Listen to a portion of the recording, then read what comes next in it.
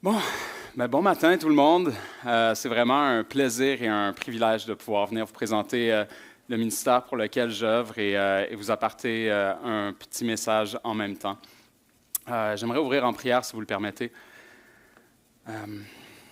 Père éternel, on veut te remercier, on veut te confier ce moment, Seigneur. On veut te remercier pour avoir un lieu, pour avoir une église, pour l'église Eva, Seigneur. Il y a tellement de chrétiens dans le monde qui n'ont pas accès à un lieu de culte, à un lieu pour se rassembler, pour partager la foi, pour s'édifier mutuellement. Et on veut te rendre grâce pour ça, Seigneur. Merci pour ta parole. Et Seigneur, je prie pour que le message qui soit apporté ce matin puisse toucher des cœurs, que chaque personne présente dans cette pièce puisse repartir, Seigneur, avec un morceau de toi, avec un message qui lui est dédié très personnellement. Je prie ces choses en ton nom, Jésus. Amen. Donc, je m'appelle Paul Rolin. Je suis le directeur de Pouvoir de changer étudiant pour la francophonie. Donc, oui, j'ai la manette ici. Donc, Pouvoir de changer étudiant pour la francophonie, en fait, est sous la grande bannière de Pouvoir de changer qui était autrefois Campus pour Christ. Campus pour Christ est resté aux États-Unis. Pouvoir de changer est au Canada, donc c'est pan-canadien comme ministère. Il y a plusieurs ministères sous la bannière de Pouvoir de changer. Donc, il y a Drime, par exemple, qui est du théâtre de rue, où est-ce que les gens vont évangéliser en faisant du théâtre de rue. Il y a Connecting Streams, qui va s'occuper des populations vulnérables. Athlète en action, qui est passé dans le Verbe. Je fais une petite publicité en passant là, pour un collègue, qui est passé dans le Verbe et qui, c'est ça, qui va prier avec des athlètes, que ce soit football, baseball, etc., étudiants ou professionnels. C'est quelque chose qu'on fait. Il y a Leader Impact qui va connecter les gens dans le monde professionnel pour qu'ils aient l'occasion de prier ensemble. Donc, c'est vraiment merveilleux là, de pouvoir voir que ce soit des groupes de médecins, des groupes d'avocats, des groupes dans différents milieux qui se rassemblent pour prier et voir la main de Dieu agir dans leur métier. Et il y a Pouvoir de changer étudiant. Donc, voilà, on va y arriver. Excellent. Donc, qu'est-ce qu'on offre? On offre un espace pour grandir et être équipé aux étudiants des cégeps et des universités à travers le Québec, dans l'espace francophone. On offre un lieu de connexion aux jeunes, un lieu pour vivre la mission et même un support financier à travers les prix de la relève, qui sont des bourses pour les jeunes étudiants chrétiens qui passent soit du secondaire au cégep, du cégep à l'université, même de programme en programme parfois, là, selon leur engagement dans leur église locale. Vous pouvez voir la photo de notre campus de Sainte-Foy.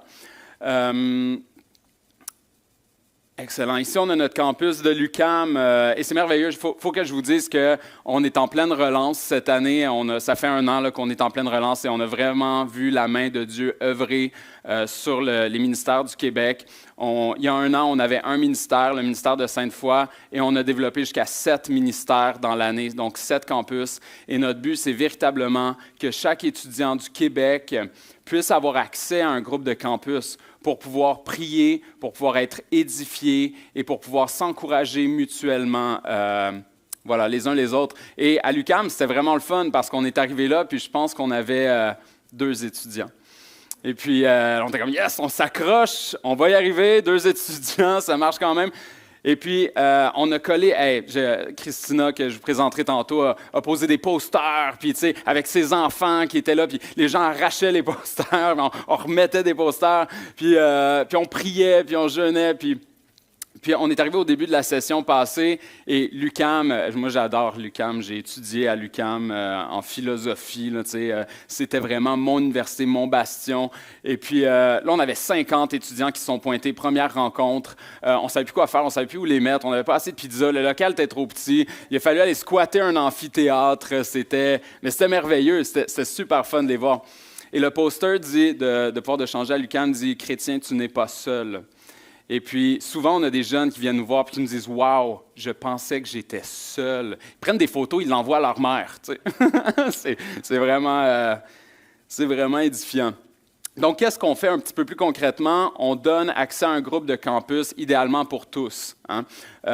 Et une de nos forces, c'est qu'on est, disons, interdénominationnel. Donc, je veux dire, que ce soit un jeune baptiste, un jeune pentecôtiste, n'importe qui, même quelqu'un qui ne croit pas, qui n'a pas la foi, on l'accueille. Il peut venir, il est toujours le bienvenu à venir chez nous. Concrètement, on fait des groupes de prière, d'études bibliques, de vie communautaire, de la louange. On partage des repas, on fait des activités à l'extérieur du campus aussi. On fait de la formation de leaders, donc on est en train de développer un réseau de leaders jeunesse, étudiants à travers le Québec. C'est-à-dire que chaque leader de groupe qu'on forme puis qu'on encourage à devenir un leader va être connecté à tous les autres leaders de groupe et ils vont ainsi pouvoir partager leurs défis, mais aussi leurs réussites et comment ils voient la main de Dieu œuvrer sur les campus. On forme des disciples, évidemment, et on œuvre à une relance à travers le Québec. On développe des missions locales et provinciales. Donc, deux choses là-dessus. Dans chaque ville où on œuvre, on veut servir les étudiants, évidemment, hein, et on est présent sur les cégeps une fois par semaine, dans les universités à tous les jours. On veut servir les églises locales aussi. C'est vraiment important pour nous de pouvoir avoir des ponts, des connexions solides avec les églises locales pour pouvoir aussi envoyer des jeunes dans les églises locales. C'est très important pour nous de ne pas être en train de prendre, mais être en train de donner et servir. Et on veut servir les populations vulnérables aussi parce que c'est quelque chose qui nous tient à cœur, mais c'est quelque chose qui tient à cœur des jeunes aussi. Donc, on essaie de créer des liens, des relations avec les églises locales pour développer de la mission locale, mais aussi de la mission provinciale, donc avec des communautés dans le nord, des églises, pour que nos jeunes, parce que P2C offre des missions à l'international aussi aux étudiants, ce qui est très édifiant, et ça leur donne l'occasion de partager leur foi, faire de l'aide humanitaire concrète, de rentrer dans plein d'aspects de la mission. Mais on veut leur offrir ça de manière locale aussi, pour que, un, ce soit abordable et pour que, deux, il y ait accès facilement. Donc, on travaille très fort là-dessus. On crée un réseau pour les leaders et on veut rendre la mission accessible. On veut aussi développer une offre plus large pour nos étudiants. Donc, on veut que le campus, c'est parfait. On fait de la prière, on est présent, on étudie la parole de Dieu, on s'édifie, etc. Mais on veut idéalement que le campus déborde du campus. Comme on souhaite, au plus profond de notre cœur, que l'Église déborde de l'Église. Hein? On veut que l'Église sorte de l'Église. Elle est là pour s'édifier, pour vivre la présence de Dieu, mais on veut sortir à l'extérieur et annoncer la bonne nouvelle aussi. Et on veut que ça se passe sur les campus. On s'inspire de comment P2C est parti. P2C est parti pendant un réveil sur la côte ouest. Ça s'est juste mis à envahir sur les campus. Il y a eu beaucoup de choses qui se sont passées, là, mais pour nous, c'est important ce débordement. Donc, on est en train de travailler à développer un ministère en milieu carcéral pour les adultes, mais aussi pour les étudiants éventuellement parce qu'on peut étudier en milieu carcéral, donc pour un ministère en milieu carcéral, un ministère de rue vraiment important pour nous d'aller chercher les jeunes, pas seulement les jeunes qui étudient, mais les jeunes qui n'ont peut-être pas eu la chance d'étudier, les jeunes qui n'ont peut-être pas eu la chance de se rendre au cégep ou à l'université parce que X problématiques à la maison, ces jeunes-là, on veut pouvoir aller les chercher, les toucher, partager la parole avec eux. Et un ministère communautaire, parce qu'il y en a plein des besoins. Il y en a plein des besoins, que ce soit au niveau des femmes, des enfants, des familles. Il y a beaucoup de choses à faire au Québec. Tous les ministères que je vous ai présentés, il y en a quelques-uns qui sont au Québec, mais la majorité sont peut-être plus dans le Canada. On essaye vraiment de créer quelque chose de solide pour nos jeunes. Et puis, notre équipe, je ne passerai pas sans vous la présenter, notre merveilleuse équipe. Donc, il y a Elisabeth Le Cavalier, qui est véritablement un peu partout, là, elle bouge, Université de Montréal, elle va faire des tours à Sainte-Foy, elle fait des touchpoints vraiment avec tout le monde. Mindy Desbauer, qui vient juste de nous quitter, là, mais qui travaillait beaucoup sur notre podcast. On a un super podcast sur notre site web, J'ai des questions, où est-ce qu'on parle avec des acteurs de la foi au Québec, sur des sujets qui touchent les jeunes adultes, en tout cas. Il y a moi. Il y a Christina Jaudoin, dénommée, qui est présentement en charge de l'UQAM, en charge du Cégep du Vieux-Montréal, et puis qui s'occupe du ministère en ligne aussi. Hein. On a une ligne, un chat où est-ce que les jeunes peuvent nous écrire là, à tout moment quand ils veulent, s'ils ont des questions sur la foi ou juste s'ils ont besoin de se confier ou d'être édifiés. Et puis Rebecca Norton aussi, qui habite dans la région et qui est vraiment sur le ministère en ligne. Et je voulais vous partager quelques témoignages rapides.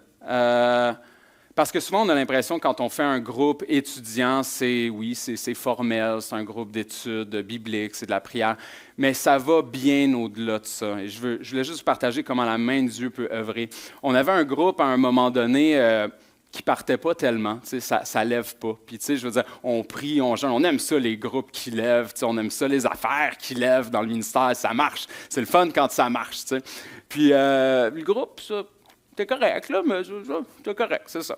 Puis, il y a un jeune homme qui est arrivé à un moment donné, puis il a juste intégré le groupe. Puis, tu sais, des fois, on se demande, OK, mais tu sais, qu'est-ce qu'on fait avec ce groupe-là si ça ne lève pas? En tout cas, moi, je me pose la question. Je me pose la question avec beaucoup de choses dans ma vie et dans le monde quand ça ne lève pas. Qu'est-ce qu'on fait avec ça? Et puis ce jeune-là a été capable d'apporter, à un moment donné, il y a eu une grosse crise au niveau de sa santé mentale. Et puis, avant de passer à l'acte, il a été capable de venir chercher de l'aide dans ce groupe-là.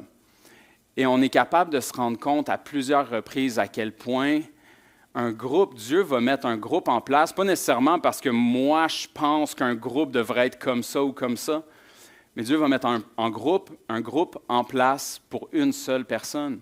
J'avais une autre jeune femme qui est arrivée à un moment donné, pas nécessairement dans l'engagement, mais on s'est rendu compte qu'elle avait vraiment la foi, mais qu'elle était incapable pour certaines raisons de partager cette question-là avec ses parents, puis que familialement, c'était problématique, puis que là, elle n'était pas capable de partager cette problématique non plus avec l'Église locale.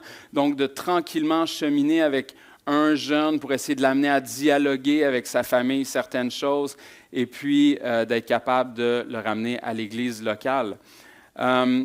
Et donc, tous ces jeunes-là nous confrontent nécessairement à des questions.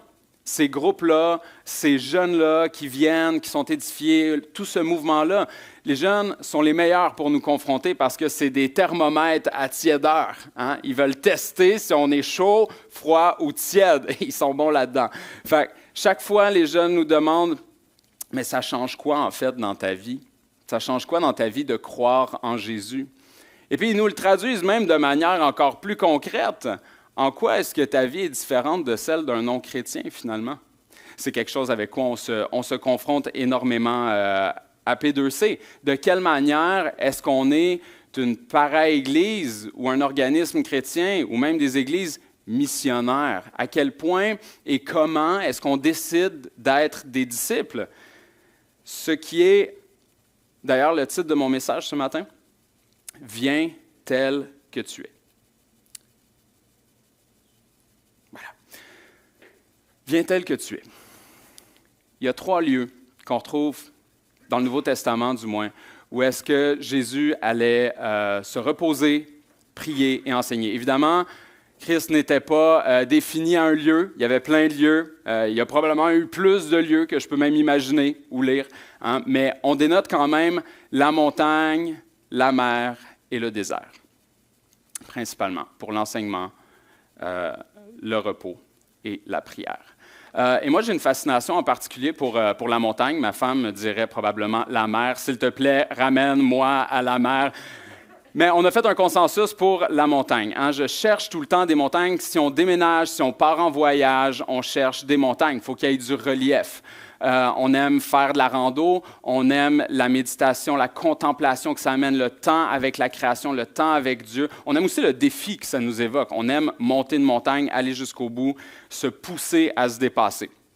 Je sais que tu m'avais demandé de ne pas raconter d'histoire qui te concerne, mais c'était dans mon cœur, je m'excuse.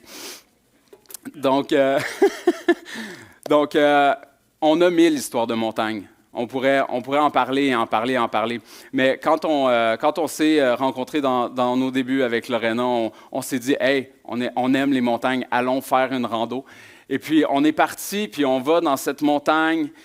Il y avait un chemin, un beau chemin droit, plein d'arbres. On y va, on marche, on discute, on marche, on discute. Le plus on marchait, puis on se disait, « Hey, pourquoi est-ce qu'on couperait pas dans le bois? » Peut-être qu'on pourrait couper dans le bois, puis ça irait plus vite.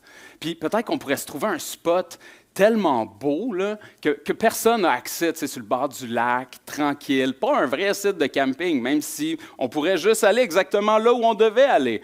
Puis on se dit, oh, on a-tu le droit, on devrait-tu? Ah ouais, on le fait, on y va.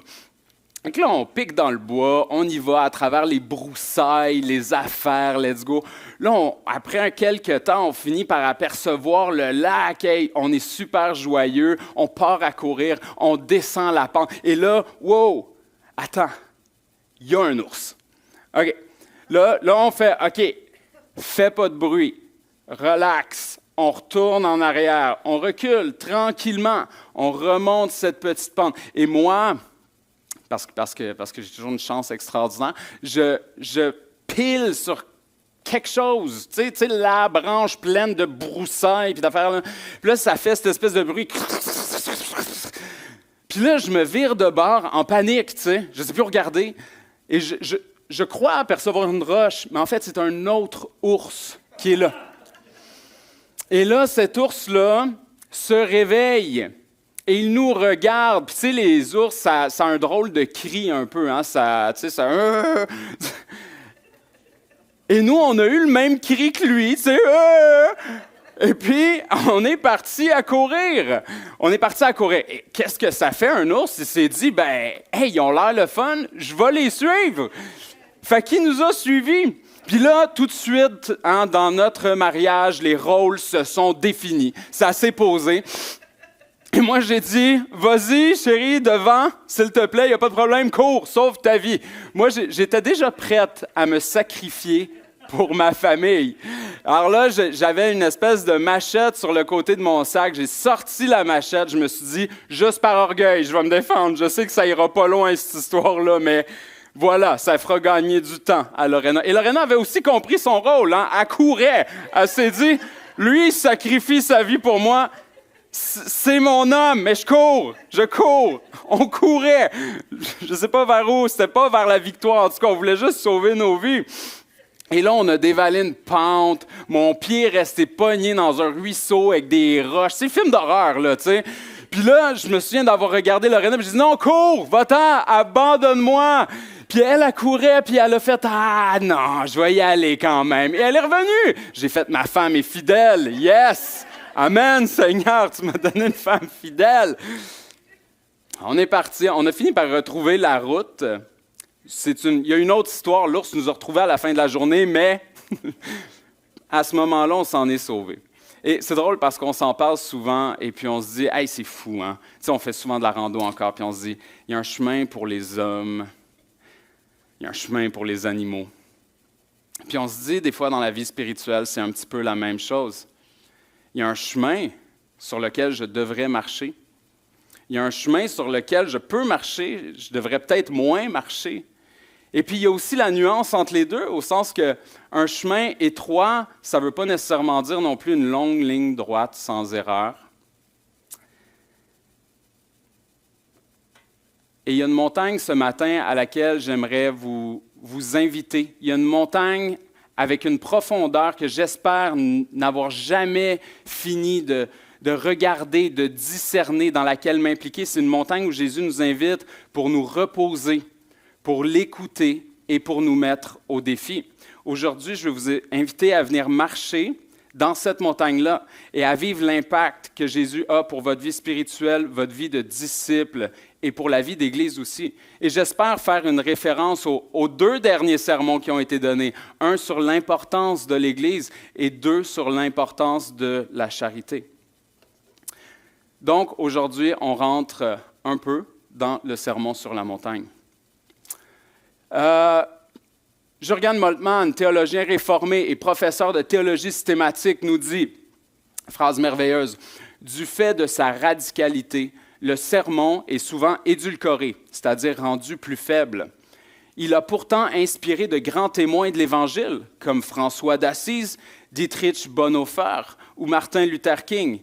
C'est l'autorité reconnue au sermon sur la montagne et sa mise en pratique qui détermine si, dans les sociétés occidentales, le christianisme deviendra une religion bourgeoise qui n'exige plus rien et qui ne console personne, ou s'il constitue une communauté qui confesse le Christ et qui le suit, lui seul et totalement. Et John Stott, théologien évangélique, prêtre anglican, renchérit, le sermon sur la montagne est la part de l'enseignement de Jésus qui est le plus connu, le moins compris et le moins obéi. Et ce que je trouve très intéressant avec ça, c'est peut-être le terme édulcoré. J'en parle avec mes jeunes, on parlait de la vie de disciple à laquelle ils nous confrontent, sur laquelle ils nous posent des questions. Et puis, quand je parlais du sermon sur la montagne, comme c'est le cas avec plusieurs personnes avec qui j'en parle, on se dit souvent, moi le premier, oui, je connais le sermon sur la montagne classique de la Bible, n'est-ce pas? Simple, oui, c'est là. On l'a lu, relu, réentendu. Mais il y a véritablement une marche, parce que souvent, on a l'impression que le sermon sur la montagne, c'est une déclaration morale ou une déclaration éthique. Je devrais faire, je devrais pas faire. Jésus a dit de se sentir de même, moins de même. Mais en réalité, c'est une révolution.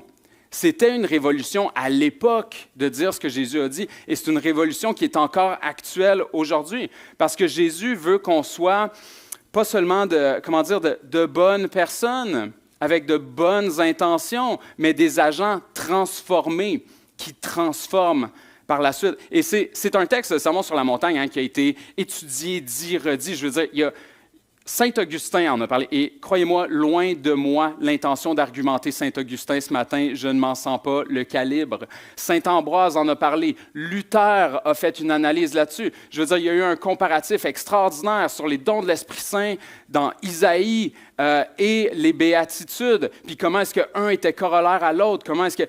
Je ne veux pas rentrer là-dedans, je veux pointer ce matin sur la patience de notre Dieu, sur la patience qui pointe son Église et qui éclaire son peuple, chacun dans nos propres vies. Donc, voici le sermon, le mont des béatitudes. Ce qui est considéré jusqu'ici comme le mont des béatitudes, on n'est pas 100% certain, mais les historiens, etc., archéologues se sont entendus pour dire que ce serait là. Ici, on parle du mont Érémos au nord d'Israël, dans l'ancienne province de Galilée. Là, on s'arrête ici un instant. Regardez l'image ou fermez vos yeux si vous le désirez. Okay? Imaginez un instant que vous êtes là. Vous êtes présent. Vous avez marché toute la journée. Ou peut-être depuis des jours, vous avez soif, vous avez faim, vous avez très certainement manqué du travail, vous êtes peut-être sorti acheter une pinte de lait, ou à l'époque, ça aurait été peut-être plus traire vos chèvres ou quelque chose comme ça, ou peut-être encore aujourd'hui, ce serait traire vos chèvres. Et vous avez vu une foule passer et vous avez vu Jésus et vous avez fait « je lâche tout et j'y vais, je me mets en marche. » Parce que ça valait la peine. Ça valait la peine de tout lâcher. Ça valait la peine parce que vous alliez écouter votre maître. Et c'est véritablement ça. Je vais rester dans la lignée du disciple. C'était de suivre Jésus où il allait. C'était, comme Marc l'a dit, de faire comme Jésus, de devenir comme Jésus. La seule différence à l'époque entre un esclave et un disciple, c'était que le disciple ne lavait pas les pieds de son maître. Et pourtant, Jésus l'a fait. Mais la seule différence entre un esclave et un disciple. On va rentrer dans le texte tranquillement. Il s'adresse à toi. Il s'adresse à vous. Je veux vous montrer l'importance du sermon sur la montagne, pour que justement on ne puisse plus dire qu'il est édulcoré, qu'il est pris pour acquis, que oui, c'est le sermon sur la montagne, mais non, c'est une révolution. Donc Matthieu 4, 25, de grandes foules le suivirent, venus de la Galilée, de la Décapole, de Jérusalem, de la Judée et de l'autre côté du Jourdain. À la vue de ces foules, Jésus monta sur la montagne. Il s'assit et ses disciples s'approchèrent de lui, puis ayant ouvert sa bouche, il les enseigna et dit, on arrête ici. Première chose, une multitude le suit. Une multitude. Ce ne sont pas quelques personnes, OK? Le message ici s'adresse aux disciples au sens large. Et je veux bien qu'on se comprenne, parce que dans la Bible, il y a des moments où Paul nous parle dans ses lettres, dans Romains 13 par exemple, où est-ce que certains passages s'adressent plus à ceux qui ont des dons. Tu as un don de ceci ou de cela, utilise ton don pour évangéliser. Les autres messages s'adressent principalement à des disciples au sens large. À partir de ta vie de disciple, tu vas évangéliser, tu vas faire des disciples. Et le disciple au sens large, parce qu'on a souvent l'impression que disciple, c'est ces 12 disciples. Donc oui, le mot disciple est utilisé pour les 12 disciples. Il est aussi utilisé pour les disciples, disons, dans un cercle plus large, et il est aussi utilisé pour les disciples en devenir. Donc, le message dans une église, par exemple, s'adresserait autant aux missionnaires, à l'évangéliste, qu'à la personne qui vient de franchir les portes et qui vient d'accepter le Christ. C'est un message qui s'adresse à tout le monde. Okay? Jésus s'assit. Donc, ça, ce n'est pas, comment dire, c'était pas une obligation, ce n'est pas une obligation, mais c'était culturellement important. Quand un rabbi allait donner un message, il s'asseyait et les gens restaient debout. Les disciples restaient debout et le rabbi s'asseyait. C'était un signe pour dire qu'il allait dire quelque chose d'une grande importance.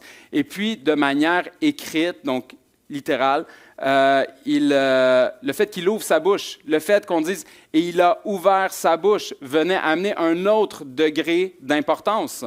Donc, il faut comprendre ici qu'il est assis et qu'on écrit « il ouvre sa bouche ». Ça veut dire que c'est un discours qui est très, très important et qui s'adresse aux nouveaux et aux anciens disciples. Le discours aurait apparemment pu, selon certaines théories, être plus long, plus court, adaptatif aussi, et dit à beaucoup plus de reprises que 2 fois, évidemment, dans les communautés. On a beaucoup de textes des premières communautés chrétiennes qui stipulent à quel point le sermon sur la montagne et les béatitudes étaient importantes. Donc, on est dans quelque chose de très important. L'interprétation la plus simple qu'on en fait généralement, c'est comment je dois vivre, à quoi ressemble la vie du royaume. Commençons plutôt avec ce que ne sont pas les béatitudes. Ce n'est pas une bénédiction politique et matérielle. C'est ce à quoi devrait ressembler notre vie quand Jésus est notre Seigneur. Jésus n'énonce pas le plan de salvation. Il ne dit pas « je suis venu ici » pour vous sauver, que l'œuvre de la croix va venir restaurer votre relation d'intimité avec le Père. Ce n'est pas là. Par contre, celui qui suit le chemin est en direction vers Jésus.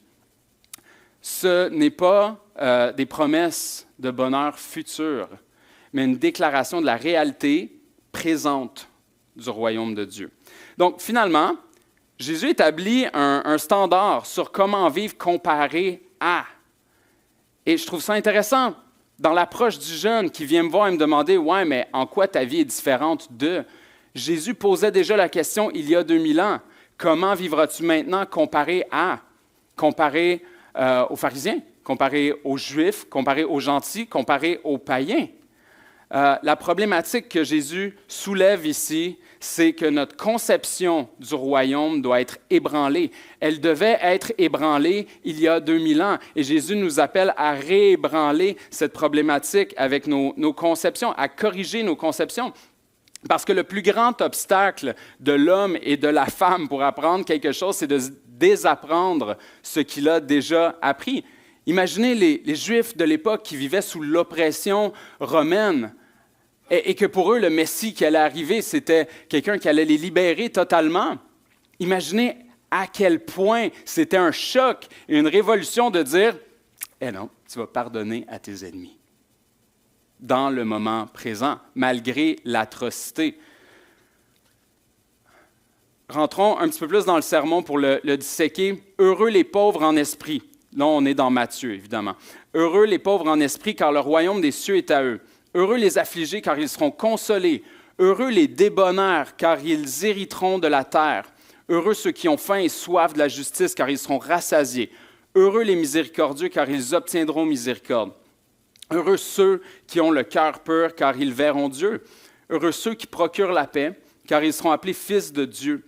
Heureux ceux qui sont persécutés pour la justice, car le royaume des cieux est à eux. Heureux serez-vous lorsqu'on vous outragera, qu'on vous persécutera et qu'on dira faussement de vous toutes sortes de mal à cause de moi. Réjouissez-vous et soyez dans l'allégresse, parce que votre récompense sera grande dans les cieux, car c'est ainsi qu'on a persécuté les prophètes qui ont été avant vous. Vous êtes le sel de la terre, mais si le sel perd sa saveur, avec quoi la lui rendra-t-on? Il ne sert plus qu'à être jeté dehors et foulé aux pieds par les hommes. C'est intense quand même comme message. Première chose à comprendre, heureux.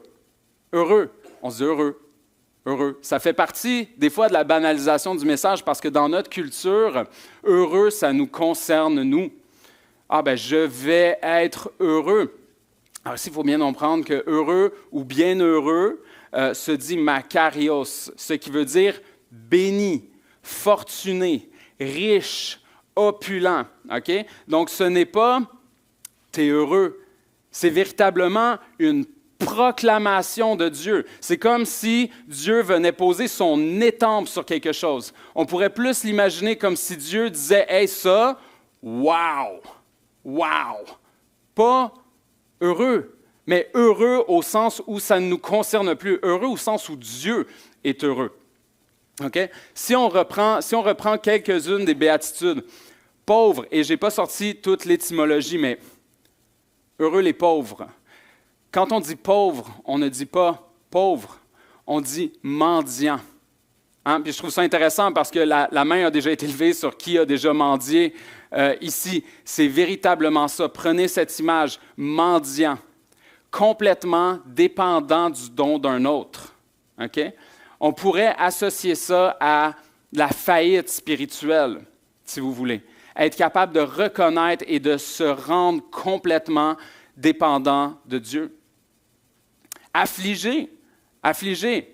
On se dit affligé, celui qui a mal, qui souffre. Non, culturel, mot culturel, c'est ce qu'il faut déconstruire. Affligé, c'est affligé en deuil de nos péchés. On parlait d'un deuil visible de nos propres péchés et en deuil du péché de celui des autres. Non pas en colère contre le péché, non pas en jugement contre le péché, non pas en deuil du péché de celui des autres. Débonnaire, un de mes préférés, un des plus galvaudés.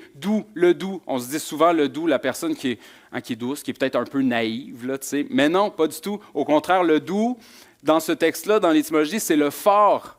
C'est le fort qui se recule et qui décide de ne pas être fort. C'est la personne qui pourrait et qui ne fait pas, mais qui décide de se reculer et de laisser la place de Dieu. C'est cette personne-là que Jésus appelle le doux et le débonnaire. La faim, heureux ceux qui ont faim. La faim et l'appétit pour Christ, les miséricordieux. Offrir ou se voir offrir une gentillesse imméritée. Offrir. Et je me pose à moi-même la question, c'est quand la dernière fois que ma miséricorde a eu de l'impact dans la vie d'un autre, dans la vie d'un frère, d'une sœur, de quelqu'un qui m'entourait, quand on se pose la question de comment être missionnaire dans notre environnement, dans le but de libérer, une gentillesse imméritée dans le but de libérer. La miséricorde, c'est quelque chose qui ramasse. Et je me pose cette question, ramasser littéralement, ça veut dire se mettre par terre, prendre quelqu'un, et le ramasser, et le prendre, et l'amener avec moi, et le supporter comme ça. T'sais. Un pompier, un ambulancier, un policier, un intervenant de rue va te ramasser quand tu es à terre. Comme Christ est venu nous chercher et s'est mis à genoux pour nous prendre et nous ramasser. Ainsi ramasserons-nous nos frères et nos sœurs et notre environnement. La paix, les faiseurs de paix. Hein? La paix implique nécessairement une action, mais vous allez trouver ça drôle parce que souvent, on veut maintenir la paix. Hein? Des fois, on appelle paix ce qu'on veut maintenir. Non, je veux maintenir la paix, donc souvent, je ne dis rien, je ne fais rien ou je m'arrange pour que ça ne déborde pas trop de cette zone-là. Alors que, encore une fois, dans le sens où ça a été dit, ça veut dire poursuivre la paix, courir après la paix, faire quelque chose pour la paix. Ce n'est pas maintenir la paix. Et souvent dans notre culture, hein, Notre culture même québécoise peur de la confrontation, on ne veut pas trop heurter, on ne veut pas déranger certaines idées, on se tient quand même à un certain endroit, mais c'est poursuivre la paix. Et vous verrez un petit peu plus loin que la persécution, c'est l'inverse, c'est être poursuivi. Alors là, nous, ce qu'on veut, c'est poursuivre pour la paix. Et la paix veut dire shalom. Hein? La paix veut dire shalom. Et shalom, c'est la paix dans le sens d'une totalité, la paix de Dieu. On cherche la paix de Dieu et on cherche à créer la paix de Dieu, à en injecter des filigranes sur terre, dans notre quotidien, chez nos voisins, chez nos frères et nos sœurs, dans notre Église. Plusieurs théologiens vont dire que ces béatitudes-là, le reste du sermon sur la montagne, c'est juste de les disséquer. Je ne serais pas particulièrement ou nécessairement d'accord avec ça, parce que je pense qu'on passerait à côté d'un autre message très important, c'est-à-dire Luc, parce qu'on va souvent prendre les béatitudes de Matthieu, puis on va se dire, oui, c'est quelque chose qui transforme le cœur, hein? Je devrais avoir un cœur différent. Il faut comprendre ici encore que dans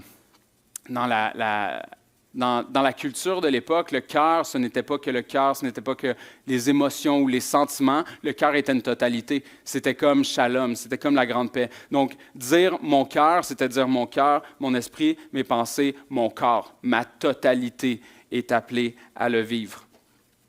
Quand on regarde dans Luc, par exemple, beaucoup plus straight, hein? Beaucoup plus straight. Heureux les pauvres.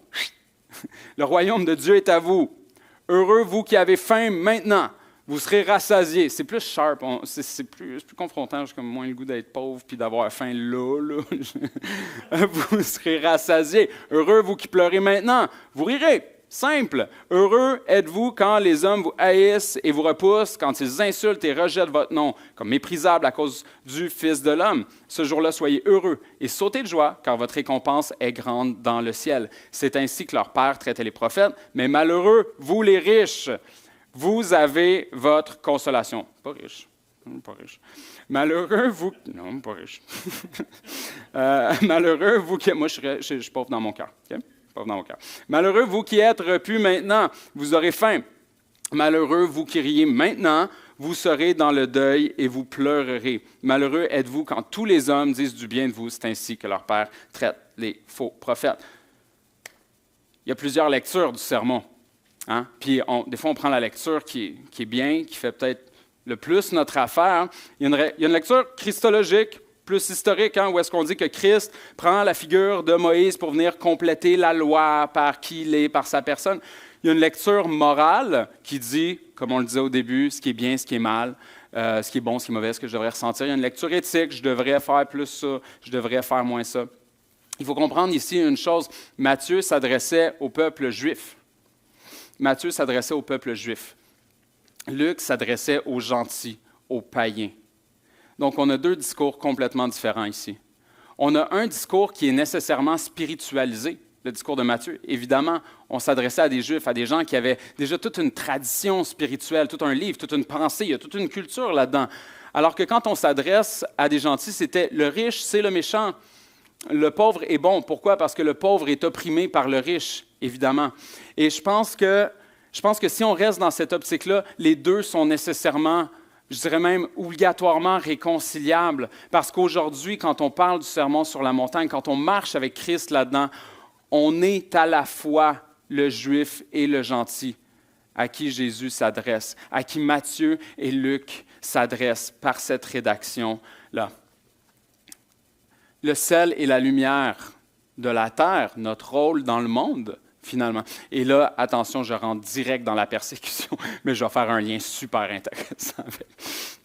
Donc, heureux serez-vous lorsqu'on vous outragera, qu'on vous persécutera et qu'on dira faussement de vous toutes sortes de mal à cause de moi. Réjouissez-vous et soyez dans l'allégresse, parce que votre récompense sera grande dans les cieux, car c'est ainsi qu'on a persécuté les prophètes qui ont été avant vous. Vous êtes le sel de la terre. Mais si le sel perd sa saveur, avec quoi la lui rendra-t-on? Il ne sert plus qu'à être jeté dehors et foulé aux pieds des hommes. Donc, le sel et la lumière. Première des choses, peu importe la béatitude de laquelle on parle, peu importe qu'on parle de l'aspect spirituel ou de l'aspect matériel, c'est impossible de le vivre sans l'œuvre de l'Esprit Saint dans notre vie, sans l'œuvre de l'Esprit Saint à l'intérieur de nous. Et je ne parle pas ici des dons de l'Esprit Saint, mais de la présence de l'Esprit Saint dans qui nous sommes. Nous ne sommes pas appelés à vivre pleinement et parfaitement le sermon sur la montagne, mais à le désirer de tout notre cœur, de tout notre corps, de tout notre être. Hein? Et ce n'est pas, le sermon sur la montagne n'est pas ce que l'on fait pour Dieu, c'est ce que Dieu fait à travers nous. C'est la place qu'on laisse à notre Seigneur pour œuvrer dans notre vie. Timothée l'a déjà dit, tous ceux qui croiront seront persécutés d'une manière ou d'une autre. Et on peut penser à plein de formes de persécution aujourd'hui, mais j'aimerais juste vous faire une petite aparté avec l'histoire de l'empereur Julien, 331 à 361. L'empereur Julien était un spécialiste. Hein? On a des spécialistes aujourd'hui, on aime ça, le monde, quand tu as comme une couple d'années d'expérience dans quelque chose, on dit que tu es un spécialiste. Bien, lui, c'était un spécialiste en tuer des chrétiens. Hein? Les tuer, les brûler, les donner à manger aux lions, etc. C'est devenu un spécialiste, il était reconnu, c'était sa force, sa grande force. Mais Julien s'est inspiré des chrétiens. Et je veux vous montrer, à travers la persécution, je veux pointer sur le sermon sur la montagne. Juste regarder dans cette direction-là. Ces croyants ordinaires se sont consacrés à des actes de gentillesse sacrificielle. Ils ont aimé leurs ennemis et ont pardonné leurs persécuteurs. Ils se préoccupaient des pauvres et ont nourri les affamés dans la brutalité de la vie sous le régime romain. Sous le régime romain, qui était le plus étonnamment, différemment, que personne n'avait jamais vu. En effet, leur influence était si surprenante que Julien, l'empereur du 4e siècle, a eu peur qu'ils s'emparent de l'Empire, qualifiant les chrétiens de galiléens, le christianisme d'athéisme à cause de leur déni de l'existence des dieux païens. Et croyant leur religion comme une maladie, il a rédigé des directives à ses fonctionnaires. Julien était inquiet que les actions d'hospitalité et de philanthropie des chrétiens étaient en train de gagner beaucoup trop de sujets. Hein, les gens, voilà, ça touchait les cœurs. Il a décidé de lancer une offensive contre eux en mobilisant ses fonctionnaires. Et la communauté des prêtres païens a suraimé comme les chrétiens. C'est comme si le gouvernement aujourd'hui allait chercher tous ses fonctionnaires puis qui disait, bon, regardez-moi, ces chrétiens, ça n'a pas de bon sens, OK? Va falloir que vous soyez plus aimants quand on vous appelle au téléphone. Je dis ça, je dis rien. Il décréta qu'un système de distribution alimentaire soit mis en place.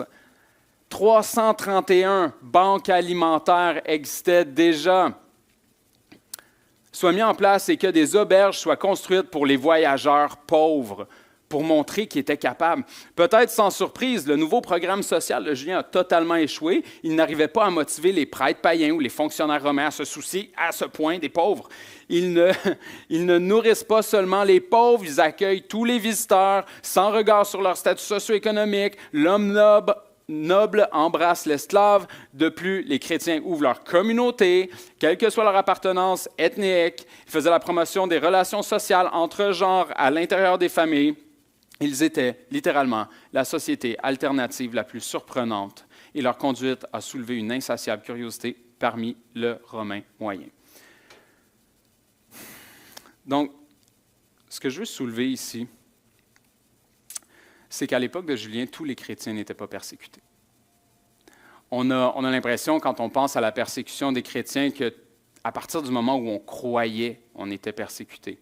Mais pas plus que dans plein de sociétés pour n'importe quel païen. En fait, vous voyez, les chrétiens de l'époque duquel cet auteur-là parle, qui étaient sous l'empereur Julien, qui étaient persécutés, c'était ceux qui faisaient des actes d'amour intentionnel, des démonstrations fortes de charité.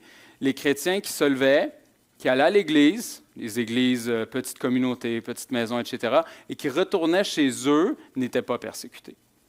La persécution n'existait pas à l'extérieur d'un féroce amour qui se traduisait dans notre communauté d'Église, mais aussi dans notre communauté externe. Donc, évidemment que la chose la plus missionnaire qu'on peut faire, c'est de porter le Christ, c'est d'être rempli de lui, hein? Mais d'être aussi des faiseurs de paix. D'où le titre du message, « Viens tel que tu es », parce que nous évitons trop souvent, et c'est ce que j'aurais, et c'est ce que j'aurais, et c'est ce que je devrais, et c'est ce que je veux continuer à répondre aux étudiants quand on me pose la question « En quoi est-ce que ta vie est différente ?» Parce qu'on évite trop souvent la réalité, parce qu'on veut un sens de la paix, on veut que ce soit calme, on veut que ce soit relax, et on veut éviter le conflit. Mais si justement la paix impliquait un dérangement au niveau émotionnel, au niveau social, au niveau spirituel, si ça demandait d'être ébranlé, d'être choqué, je ne permettrai pas, et merci pour l'avoir nommé avant la présentation, je ne permettrai pas au péché de l'autre d'advenir si le mien n'advient pas. Est-ce que vous savez combien de fois on vient me voir pour me dire l'Église, c'est probablement le dernier endroit où je vais aller dire mes péchés. L'Église, c'est probablement le dernier endroit où je vais aller me confier dans ce sens-là. Pourquoi? Parce que j'ai peur d'être jugé. À même l'Église. Parce qu'on va me dire, « Ah, ben si t'es de même, c'est que t'es pas sauvé. Ah, ben si t'es de même, t'es de même, il se passe ça, il se passe ça. » Non, au contraire. Et je trouve ça merveilleux que dans des groupes ou à l'extérieur ou dans certaines églises ou dans certains groupes maisons, peu importe, mais qu'il y ait des safe spaces où est-ce que les gens puissent venir et ouvrir leur cœur. Et je nous encourage tous aujourd'hui à ouvrir notre cœur parce que ouvrir notre cœur, c'est encourager les autres à ouvrir le leur.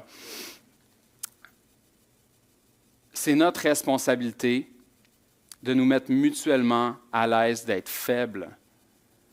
C'est notre responsabilité de nous mettre mutuellement à l'aise d'être humiliés et d'être des serviteurs les uns des autres. La première fois que je suis rentré en prison pour aller faire une chapelle, c'est beau, hein? L'aumônier rentre en prison, toutes les aumôniers rentrent en prison. Mais savez-vous, ce qui est extraordinaire, c'est que j'ai eu, comme je n'ai jamais eu dans ma vie, la conviction du péché. Et là, on ne parle pas d'un péché de culpabilisation. Non, j'ai eu vraiment cette conviction-là. Pourquoi? Et j'ai trouvé ça beau et triste en même temps. J'ai trouvé ça beau et triste parce que je fais comme... Moi, j'entendais Dieu qui me disait, « Paul, regarde tous mes enfants, là, regarde tous mes fils. Vous êtes tous pareils. Tu n'es pas mieux ou pire. Et le meurtrier ou le voleur ou peu importe le crime qu'il a commis n'est pas mieux ou pire. Vous êtes pareils. Tu comprends? Ce que tu as fait ou ce que tu n'as pas fait n'est pas pire ou moins pire que le vol de l'autre, que le meurtre de l'autre. Est-ce que tu t'es mis à genoux devant moi? Tu es pareil comme tes frères et tes sœurs. Mais est-ce qu'on se donne la permission de le faire avant que quelqu'un d'autre à côté de nous ait fait pire?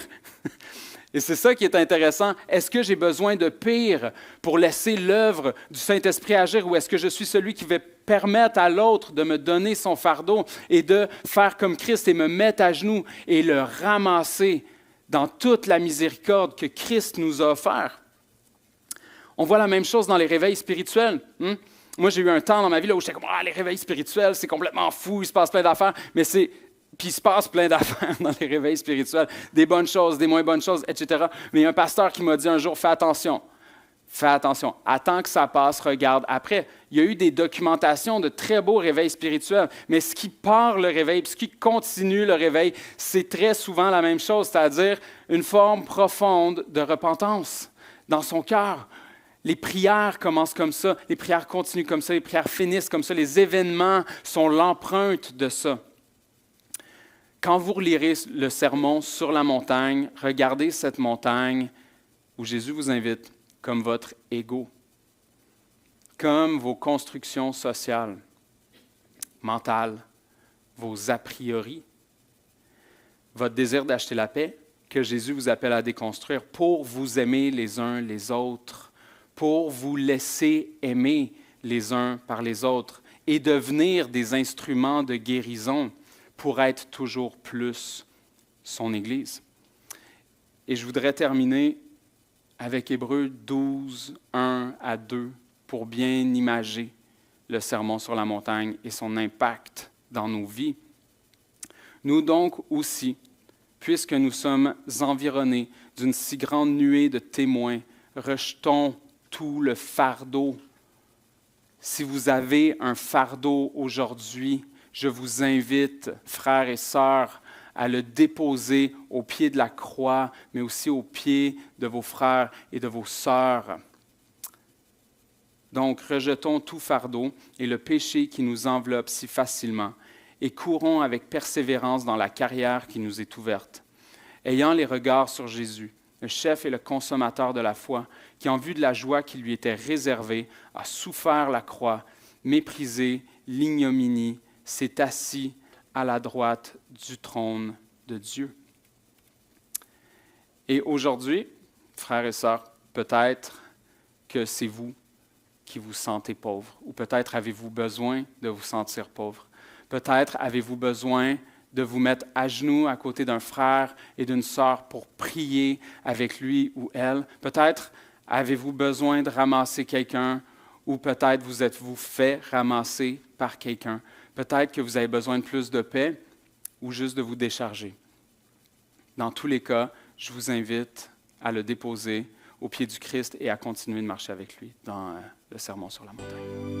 On veut te suivre, Seigneur. Tu donnes l'espoir, Seigneur. Et dans notre silence, Seigneur, tu nous rejoins, tu nous parles. Tu nous fais du bien, Seigneur.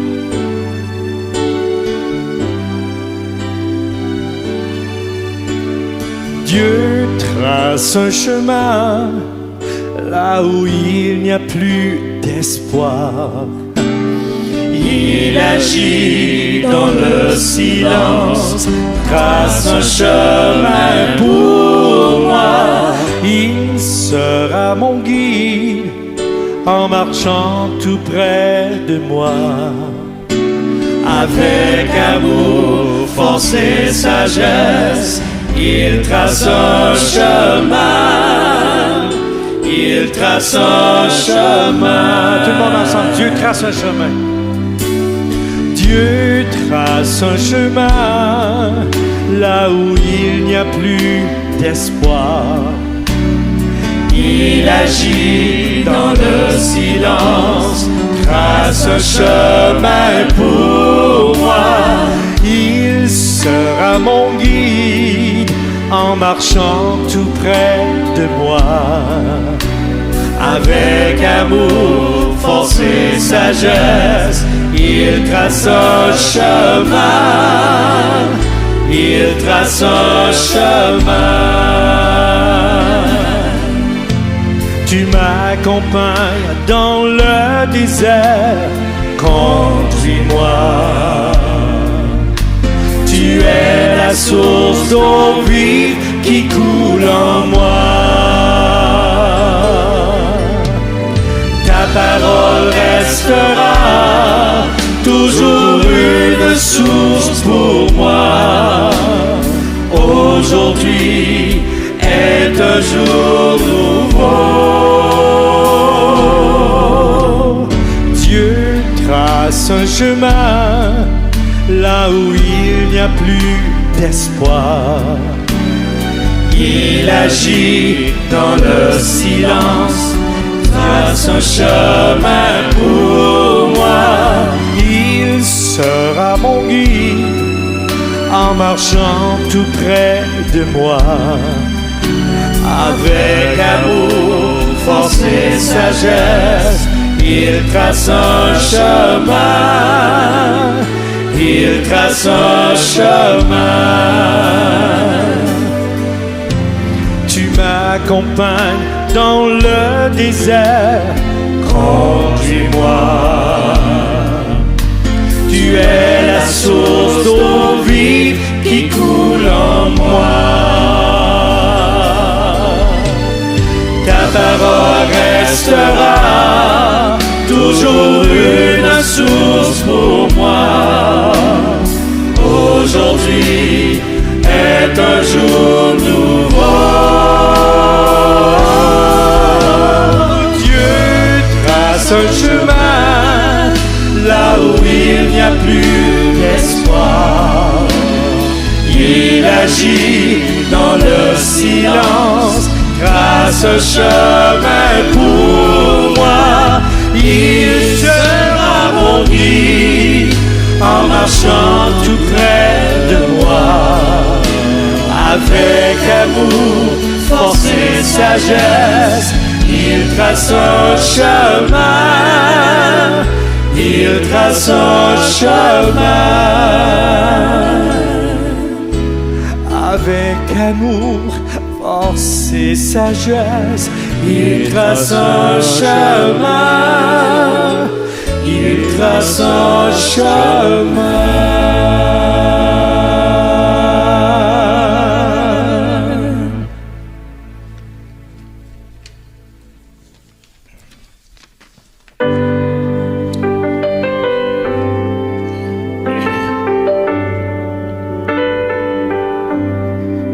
J'ai soif de ta présence, divin chef de ma foi.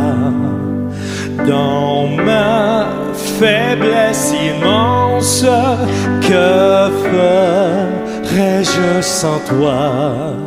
Chaque jour, à chaque heure, oh, j'ai besoin de toi.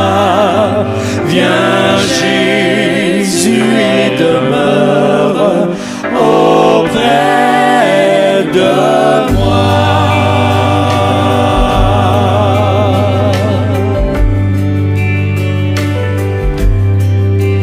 Des ennemis dans l'ombre rôdent autour de moi, accablé par le nombre. Que ferais-je sans toi? Chaque jour, à chaque heure, oh, j'ai besoin de toi. Viens Jésus et demeure auprès de moi.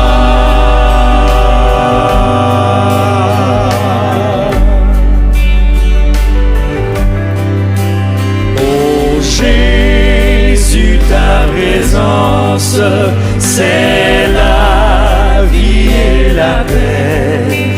La paix dans la souffrance, mais la vie à jamais. Chaque jour, à chaque heure, oh, j'ai besoin de toi. Viens Jésus et demeure auprès de moi.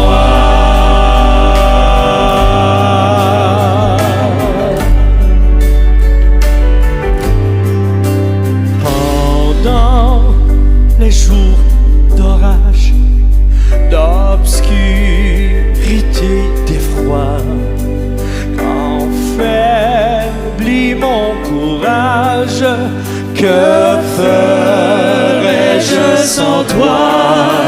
Chaque jour, à chaque heure, oh, j'ai besoin de toi.